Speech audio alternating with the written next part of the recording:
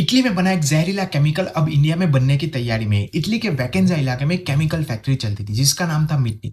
इस फैक्ट्री के आसपास रहने वाले लोगों में समय के साथ अजीब अजीब बीमारियां सामने आने लगी। शुरू में किसी को समझ नहीं आया, लेकिन जब पेशेंट्स की संख्या बढ़ने लगी तब मेडिकल इन्वेस्टिगेशन करवाई गई। इन्वेस्टिगेशन के रिजल्ट चौंकाने वाले थे।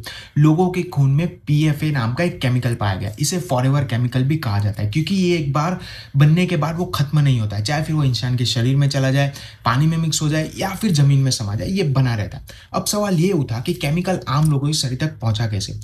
असल वजह फैक्ट्री का वेस्ट था जिसे बाहर निकाला गया और जो आगे चलकर उस इलाके के पानी में मिक्स हो गया।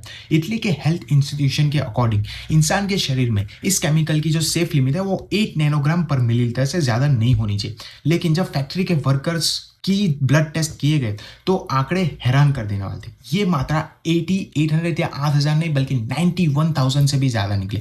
यानी जिस केमिकल की मात्रा सिर्फ 8 से नीचे होनी चाहिए थी वो हजारों गुना ज्यादा पाई गई। इसका असर सिर्फ फैक्ट्री वर्कर्स तक सीमित नहीं था, करीब 3.5 लाख लोग इसकी चपेट में आ चुके थे। इसके बाद इटली गवर्नमेंट ने सख्त कदम उठाए, फैक्ट्री को बंद कर दिया गया और जो लोग इसके लिए जिम्मेदार थे उन सारों को जेल भेज दिया गया। मामले को वही खत्म माना गया, लेकिन कहानी यहाँ नहीं रुकी। फैक्ट्री के बंद होने के बाद यहाँ इस्तेमाल की जा रही सारी मशीनों को ऑक्शन में डाल दिया गया। इस ऑक्शन में केवल एक कंपनी ने हिस्सा लिया, वीवा लाइफ साइंस। इसके बाद उन सभी मशीनों को कंटेनर में भरकर इंडिया भेज दिया गया। वीवा लाइफ साइंस एक इंडियन कंपनी है जो लक्ष्मी ऑर्गेनिक से जुड़ी हुई है। अब ये मशीनें महाराष्ट्र के रत्नागिरी में लगाई जा रही है। कंपनी खुद मानती है कि वो वही केमिकल बनाएगी जो पहले इटली में बनाए जा रहे थे, यानी वही फॉरएवर केमिकल।